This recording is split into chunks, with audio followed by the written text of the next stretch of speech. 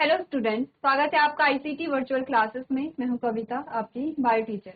उम्मीद करती हूं आप सभी अच्छे होंगे और स्वस्थ होंगे।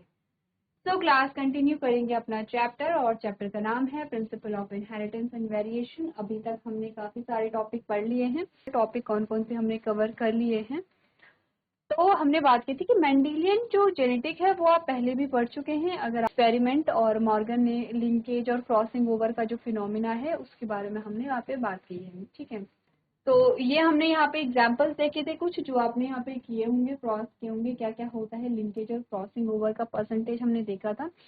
इसके बेसिस पे हमने जाना था कि जो जीन्स होते हैं हम उनकी जो उनका जो डिस्टेंस है वो कैसे देख सकते हैं। जीन जितने क्लोज होंगे उतने पैरेंटल कॉम्बिनेशन आएगा, जीन जितने दूर होंगे उतने रिकॉम्बिनेशन के चांसेस बढ़ते हैं। बात करने वाले हैं नए टॉपिक के बारे में, दैट इज म्यूटेशन। और म्यूटेशन के बारे में बात करेंगे, क्या होता है म्यूटेशन।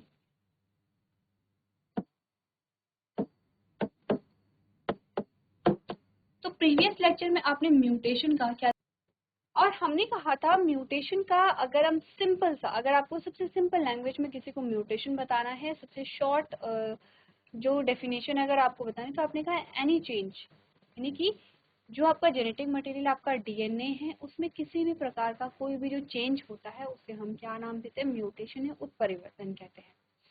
आज म्यूटेशन के बारे में थोड़ा सा डिटेल में बात करेंगे। हमने कहा म्यूटेशन जो है वो किसकी वजह से होता है। म्यूटेशन यानी कि जेनेटिक मटेरियल में जो चेंज आ रहा है वो किसी न किसी वजह से आ रहा होगा। ठीक है, कोई रीजन होगा। यानी कि हमने अभी तक बात की है कि ये है आपका क्रोमोसोम, इसके अंदर है आपका डीएनए, इस डीएनए से बनती है आरएनए, इस आरएनए से बनेगी कोई प्रोटीन, और इस प्रोटीन से कोई कैरेक्टर यहाँ पर आपके सामने आता है। यही बात हमने की है। हमने कहा जब तक आपका जो जेनेटिक मटेरियल है, जो आपका डीएनए है, नॉर्मल है, तो वो क्या बनाएगा, नॉर्मल डीएनए आपके नॉर्मल आरएनए बनाएगा, नॉर्मल आरएनए आपका नॉर्मल प्रोटीन बनाएगा, और जो नॉर्मल प्रोटीन होगी वो क्या करेगा, नॉर्मल कैरेक्टर आपको देगा। वो क्या होगा, नॉर्मल कैरेक्टर देगा। अगर आपका जो जेनेटिक मटेरियल है उसमें एबनॉर्मलिटीज आ गई है, वो असामान्य हो गया है, तो क्या करेगा, अगर यही एबनॉर्मल हो गया है तो अब क्या करेगा,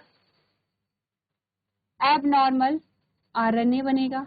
एबनॉर्मल आरएनए से, एबनॉर्मल में शॉर्ट में लिख रहे हैं, एबनॉर्मल प्रोटीन बनेगी, और एबनॉर्मल प्रोटीन से आपने कहा एबनॉर्मल कैरेक्टर आपके पास आएगा, यानी कि असामान्य गुण आपके पास आएगा। ठीक है, आपने कहा कि ठीक है, तो ये एबनॉर्मलिटीज आने का कोई तो रीजन होगा, कुछ तो कारण होता है, बिना कारण के कोई नहीं, कुछ नहीं होता है, कोई तो रीजन होता है। हमने कहा हाँ बिल्कुल रीजन होता है। और म्यूटेशन जो है वो फिर दो प्रकार से हमारे पास आता है। सबसे पहले रीजन क्या होते हैं, हमने कहा जिन रीजंस की वजह से जो म्यूटेशन होता है उसे हम म्यूटाजेंस कहेंगे। म्यूटाजेंस, म्यूटाजेंस क्या होते हैं, वो कारक जिनकी वजह से म्यूटेशन होती है। ठीक है, वो क्या होंगे, म्यूटाजेंस होंगे। जैसे कि हमने क्या कहा था कि जो जिन जीवों के द्वारा, जिन सूक्ष्म जीवों के द्वारा या जिन माइक्रो ऑर्गेनिज्म के द्वारा रोग होते हैं उन्हें हम पैथोजन कहते हैं। तो यहाँ पे डिजीज या रोग को पैदा करने के लिए क्या होते हैं, पैथोजन होते हैं। वैसे ही म्यूटेशन के लिए क्या होते हैं, यहाँ पे म्यूटाजेंस होते हैं। म्यूटाजेंस आपके दो प्रकार के हो सकते हैं, फिजिकल और आपके हो सकते हैं केमिकल। फिजिकल म्यूटेजेंस हो सकते हैं आपके, और केमिकल म्यूटेजेंस हो सकते हैं। फिजिकल म्यूटेजेंस से अगर आप एग्जाम्पल लेंगे तो वो है रेज, जैसे यूवी रेज जो होती हैं, हानिकारक जो किरणें होती हैं। अब इसीलिए यूवी रेज इतनी खतरनाक होती है कि अगर उसका एक्सपोजर आपकी बॉडी पे पड़ा तो ये क्या कर देता है, आपके जेनेटिक मटेरियल में कोई चेंज ला सकता है, और आपकी जो नॉर्मल सेल है वो कैंसीरियस सेल में कन्वर्ट हो जाती है। कैंसीरियस सेल में एक्चुअली में क्या है कि जो नॉर्मल आपकी सेल है उसमें एबनॉर्मलिटीज आ गई है, उसके जीन्स खराब हो गए हैं, उसके जीन जो है नॉर्मल जो थे वो क्या ऐसे हो गए, एबनॉर्मल हो गए, एबनॉर्मल प्रोटीन और एबनॉर्मल कैरेक्टर यहाँ पे बन रहा है। तो आपने कहा कि जो नॉर्मल सेल थी अब वो एबनॉर्मली काम कर रही है, उसके जीन्स क्या हो गए हैं, डिस्ट्रॉय हो गए हैं या डैमेज हो गए हैं, तो नॉर्मल सेल कैंसरियस सेल में कन्वर्ट हो जाती है। तो आपने कहा कि जो हार्मफुल रेज होती हैं अगर वो हमारी बॉडी पे पड़े तो क्या बोला जाता है, स्किन कैंसर होने के चांसेस होते हैं। इसीलिए जो यूवी रेडिएशन होती है वो बहुत हार्मफुल होती है। तो जो स्ट्रॉन्ग रेडिएशन होती है वो क्या है यहाँ पे फिजिकल एज अ फिजिकल म्यूटेजन हम इन्हें पढ़ते हैं कि फिजिकली हमारी बॉडी पे पड़ रही है और वो क्या करेगी यहाँ पे जो जेनेटिक मटेरियल है उसमें चेंज करेगी। एक्चुअली म्यूटेशन क्या है, जेनेटिक मटेरियल का चेंज होना, एबनॉर्मल होना, और ये एबनॉर्मलिटी जिसकी वजह से आ रही है उसे हम म्यूटेजेंस कह रहे हैं। हमने कहा म्यूटेजेंस दो टाइप के होते हैं, फिजिकल म्यूटेजन एंड केमिकल म्यूटेजन।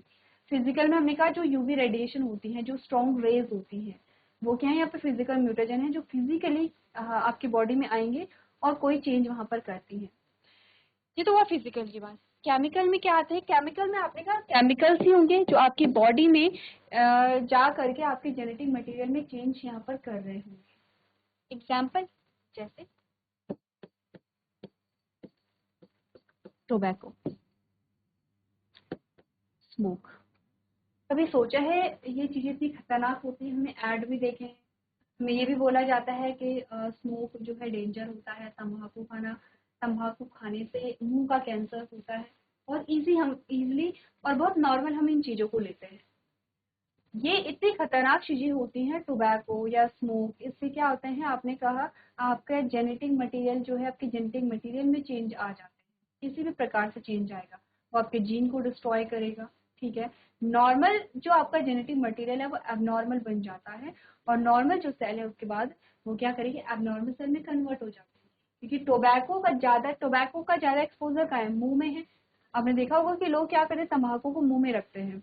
अब जितना ज्यादा एक्सपोजर है आपने कहा वो क्या कर रहा है, आपकी सेल में जा रहा है, आपकी सेल में जा रहा है तो आपके जेनेटिक मटेरियल को डैमेज कर रहा है, जेनेटिक मटेरियल को डैमेज कर रहा है तो एबनॉर्मल जो प्रोटीन है वो वहां पे बनेगी, और अब जो नॉर्मल सेल है वो कैंसरियस सेल में कन्वर्ट हो जाती है।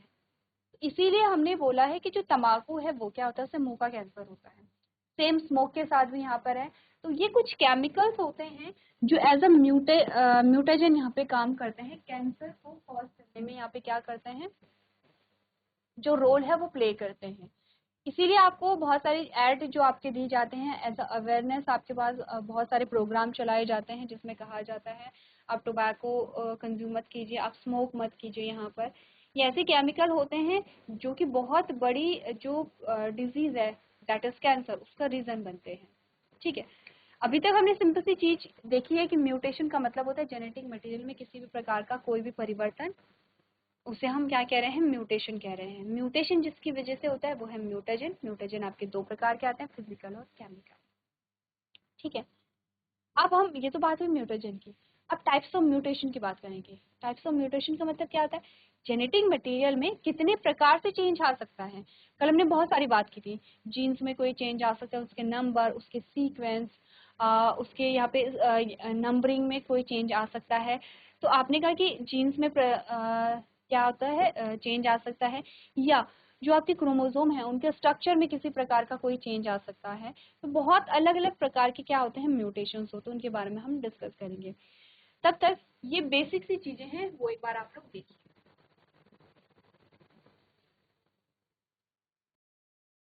चलिए, नोट कर लिया। अब बात आती है यहाँ पे टाइप्स ऑफ म्यूटेशन की। अब हम बात करेंगे यहाँ पे, अच्छा ये जो आपकी केमिकल म्यूटेजेंस होते हैं हम कार्सिनोजेन भी कहते हैं, आप ब्रैकेट में कार्सिनोजेन भी यहाँ पर लिख लेंगे। ठीक है, अगर हम म्यूटेशन के टाइप्स के बारे में बात करें,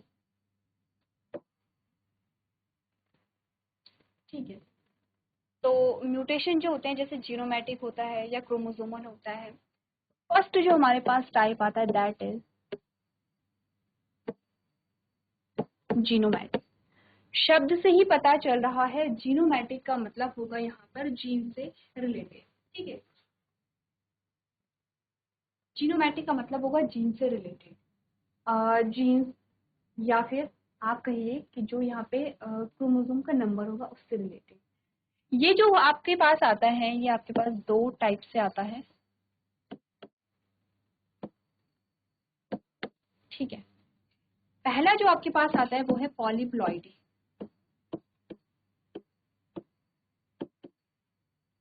पॉलीप्लॉइडी क्या मतलब होता है पॉलीप्लॉइडी? सबसे पहले जीनोमेटिक का मतलब ये समझिए कि जो क्रोमोसोम का नंबर है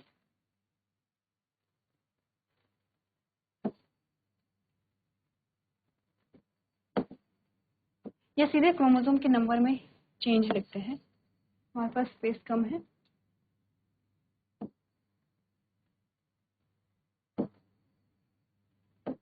जो क्रोमोसोम है उसका जो नंबर है उसमें जो चेंज है, ठीक है, क्रोमोसोम के नंबर में किसी भी प्रकार का जो चेंज है उसे हम क्या कहेंगे? जीनोमैटिक म्यूटेशन कहेंगे। क्लियर है इतनी बात?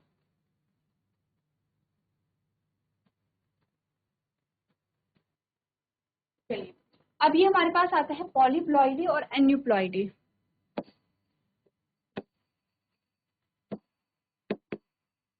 सबसे पहले डिस्कस करेंगे पॉलीप्लॉइडी। पॉलीप्लॉइडी में होता है क्या, आपने देखा होगा कोई भी जो जीव है उसमें हम क्या कहते हैं, प्लॉइडी कहती है। जब आप प्लॉइडी की बात करते हैं तो आपके पास आता है एक डिप्लॉइड कंडीशन जिसे आप 2n लिखते हैं, और एक आपके पास आता है हैप्लॉइड कंडीशन जिसे आप n लिखते हैं, ठीक है। जैसे कि अगर हमने कहा कि किसी कोई जो जीव है उसमें जो डिप्लॉइड कंडीशन का मतलब है 6 क्रोमोसोम, इसका मतलब टोटल नंबर ऑफ क्रोमोसोम कितने हैं? 6 हैं। तो उसकी हैप्लॉइड कंडीशन कैसी होगी? आपने कहा इसमें 3 क्रोमोसोम यहाँ पर होंगे। जैसे अगर हम ह्यूमंस में बात करते हैं तो हमें जो क्रोमोसोम का नंबर है वो 46 क्रोमोसोम है, और अगर हम हैप्लॉइड की बात करते हैं तो 23 क्रोमोसोम हमारे पास यहाँ पर आते हैं। प्लॉइडी में क्या होता है?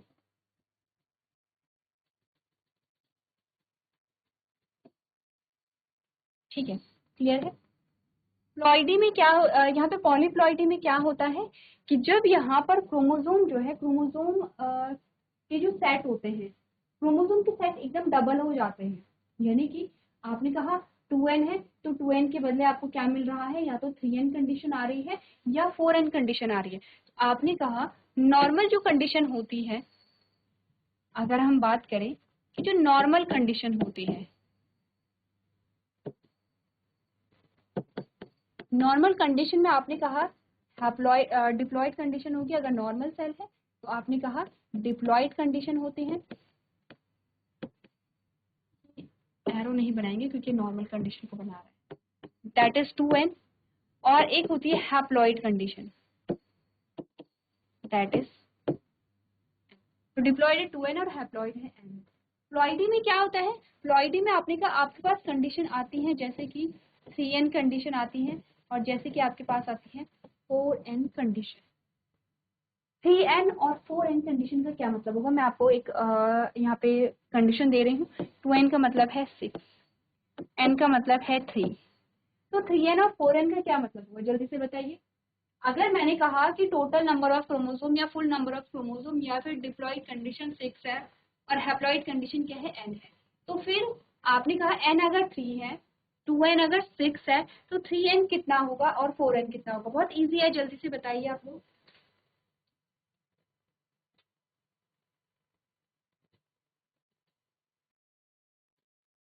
इजी है, n इक्वल्स टू कितना बता रखा आपको? 3 है, तो आपने क्या बोला? 3 इंटू 3। यहाँ पे क्या है? आपने कहा 3 इंटू 4। ऐसे ही आप क्या करेंगे? आपने कहा 3n का मतलब होता है 9 क्रोमोसोम, 4n का मतलब होगा यहाँ पे 12 इनके 12 क्रोमोसोम। आपने कहा नॉर्मल जो सेल होगी उसमें 6 क्रोमोसोम है, गैमेट जो बनेंगे उसमें 3 क्रोमोसोम है, तो ये तो एक नॉर्मल कंडीशन है। पॉलीप्लॉइडी में हमने कहा कि 3n एंड 4n कंडीशन आती है, ठीक है। तो इस प्रकार से हमने क्या बोला, पूरे के पूरे क्या बढ़ रहे हैं यहाँ पे, पूरे के पूरे सेट यहाँ पर बढ़ रहे हैं, ठीक है। तो इन कंडीशन को क्या कहेंगे? ट्राइपोलाइड और टेट्रापोलाइड। लिख लें इन्हें, ट्राइपोलाइड और टेट्रापोलाइड। 3n कंडीशन होती है ट्राइपोलाइड और 4n होती है टेट्राप्लॉइड कंडीशन।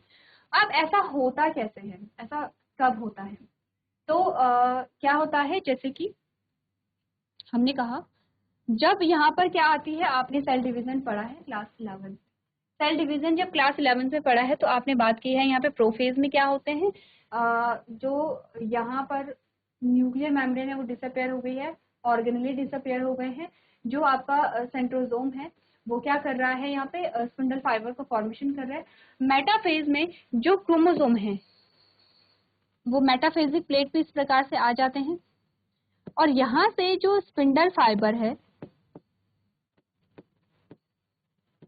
वो क्या करते हैं, इस प्रकार से अटैच हो जाते हैं। किससे, यहाँ पर जो सिस्टर क्रोमैटिड है दोनों से।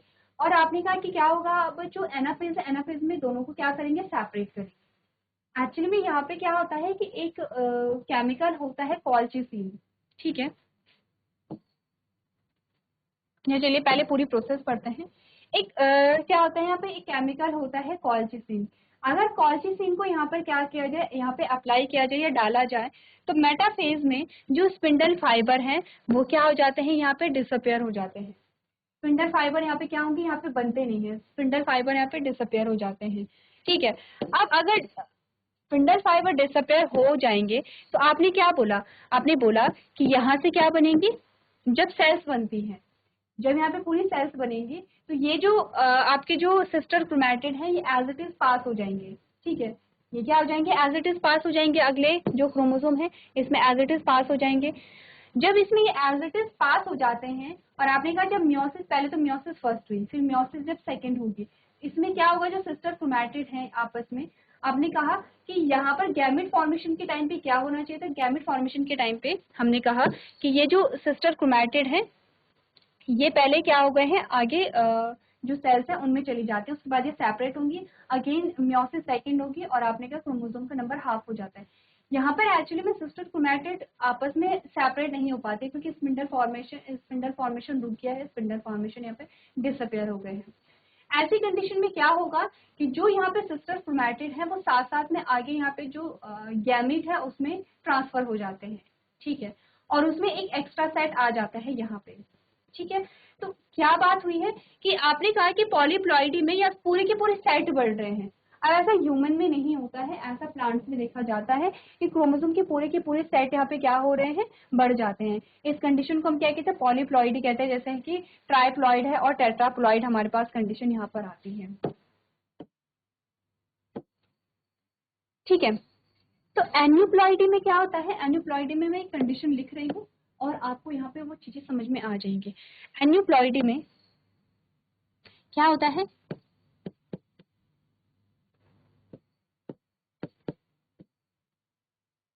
और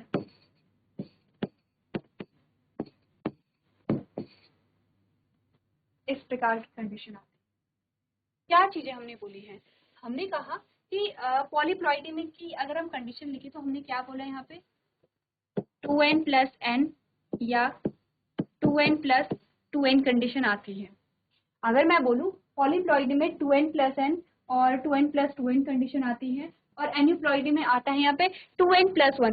ध्यान रखिए 2n+n और 2n+1 में डिफरेंस है, या 2n+2n या 2n+2 में क्या है डिफरेंस है, या 2n-1 क्या होता है इस कंडीशन में।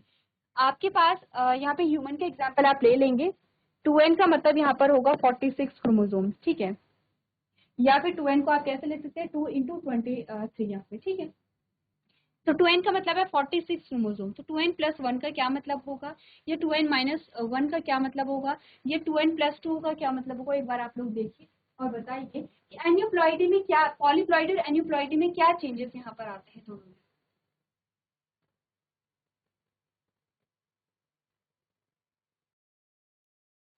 चलिए तो इजी है, यहाँ पे 2n+1 का मतलब क्या होता है, मैंने कहा 2n का मतलब होता है 46, तो 2n+1 का मतलब है 46+1, 2n+2 का मतलब है 46+2, या 2n-1 का मतलब है 46-1, ठीक है।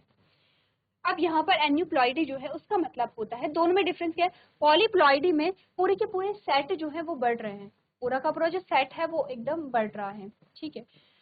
अगर हम बात करें यहाँ पे एन्यूप्लॉइडी में, तो उसमें एक क्रोमोसोम या दो क्रोमोसोम यहाँ पर बढ़ रहे हैं, तो यहाँ पे पूरा सेट बढ़ता है, यहाँ पे एक या दो क्रोमोसोम बढ़ते या घटते हैं, ठीक है। एन्यूप्लॉइडी अलग अलग प्रकार का यहाँ पर हमारे पास आता है according to number of chromosome, कितने क्रोमोसोम बढ़ रहे हैं कितने क्रोमोसोम घट रहे हैं, उसके आधार पर यहाँ पर एन्यूप्लॉइडी में अलग अलग प्रकार यहाँ पे पढ़ते हैं। पहला है मोनोजोमिक, मोनोजोमिक, दूसरा है नलीजोमिक, ठीक है, ट्राइजोमिक और टेट्राजोमिक, ठीक है।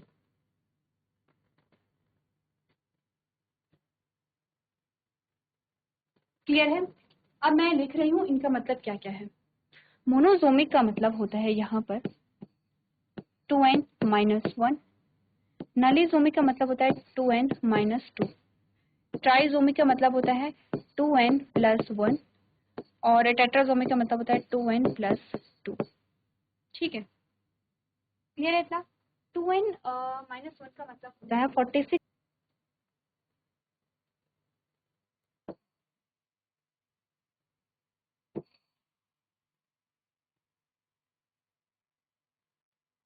2n-1 का मतलब होता है 46-1, तो कितना आया आपके पास, ये 45 क्रोमोसोम जब आपके पास आते हैं, ये कंडीशन होती है यहाँ पे टर्नर सिंड्रोम, ठीक है। 2n-2 का मतलब यहाँ पर होता है 46-2, इट मीन्स की 44 क्रोमोसोम यहाँ पर आ जाएंगे, 44 क्रोमोसोम की कंडीशन आती है। ट्राइजोमिक का मतलब होता है 46+1, इट मीन्स की क्या आएगी 47 कंडीशन, 47 क्रोमोसोम की कंडीशन आती है। इसके एग्जांपल आपके पास डाउन सिंड्रोम आता है। और 2n+2 का मतलब होता है 46+2, इट मीन्स की 48 क्रोमोसोमल कंडीशन आती है यहाँ पे। अब आपने पूरा ये सिनारियो जब आप देख रहे हैं, जीनोमैटिक म्यूटेशन में आपको क्या समझ यहाँ पर आया है? आप अगर ध्यान से देखेंगे तो हमने कहा कि क्रोमोसोम का जो नंबर है उसमें वेरिएशन आ रही है, क्रोमोसोम के नंबर में चेंजेस आ रहे हैं, ठीक है। अब आप सोचेंगे हमने तो सीक्वेंस की बात की थी, हमने तो पोजीशन की बात की थी, वो सारे म्यूटेशन पढ़ेंगे आप आगे धीरे धीरे करके। अभी हम बात करें कि अगर क्रोमोसोम के नंबर में चेंज आता है, क्रोमोसोम का नंबर घटता या बढ़ता है, इट मीन्स की जेनेटिक मटेरियल में चेंजेस आ रहे हैं, नंबर में चेंज आ रहे हैं, तो बेसिकली हम बात दो चीजों पे फोकस आप करेंगे, क्वालिटी और क्वांटिटी। इसी की बेसिस पे अलग अलग प्रकार के म्यूटेशन हम पढ़ेंगे।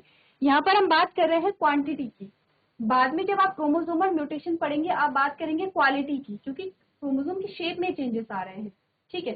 तो हमने कहा अभी हम क्वांटिटी की बात कर रहे हैं। क्वांटिटी में दो प्रकार से हमने पढ़ा है, पॉलीप्लॉइडी पढ़ा है, ठीक है।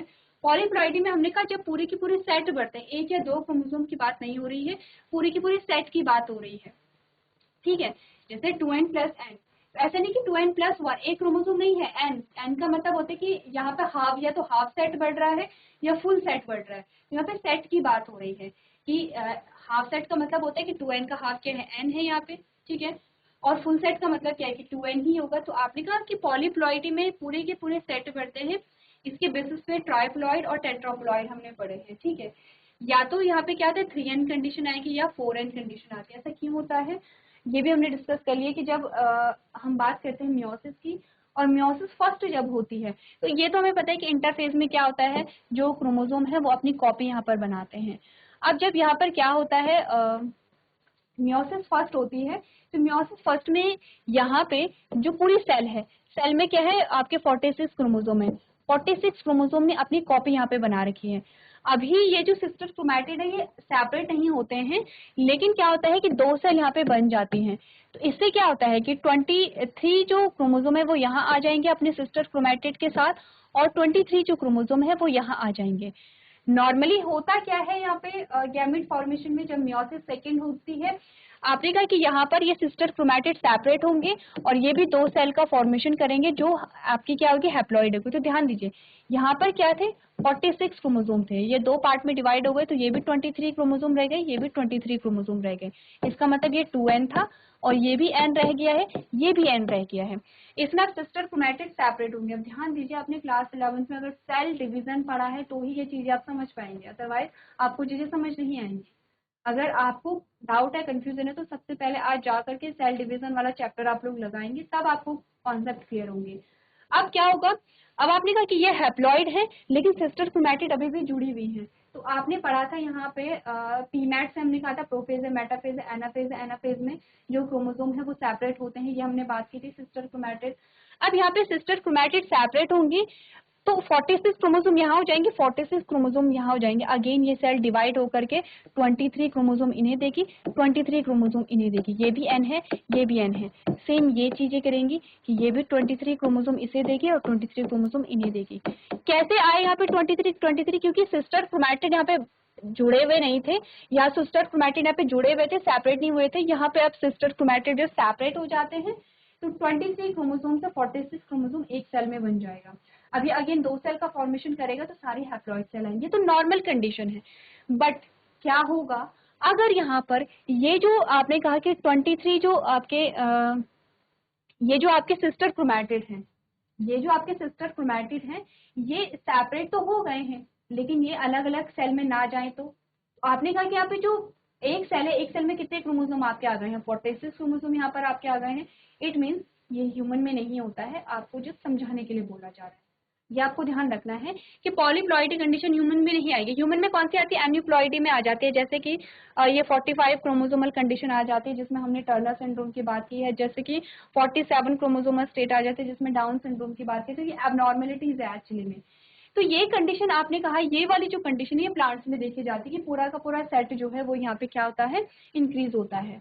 तो अब आपको समझ आ रहा होगा कि क्रोमोसोम अगर यहाँ पर सेपरेट नहीं हुए हैं और अगर पूरे के पूरे क्रोमोसोम गैमीट में पास हो जाते हैं तो इस कंडीशन को हम क्या कहते हैं, यहाँ पे पॉलीप्लॉइडी कंडीशन यहाँ पे कहते हैं। तो आज हमने बात की है म्यूटेशन के पहले टाइप की, दैट इज जीनोमैटिक म्यूटेशन। नेक्स्ट हमारा लेक्चर होगा उसमें हम बात करेंगे क्रोमोसोमल म्यूटेशन के बारे में। एक बार आप लोग उससे पढ़ करके लेकर के आएंगे। तो आज के सेशन में हम इतना ही करेंगे। अभी तक क्लास में बने रहने के लिए आपका धन्यवाद।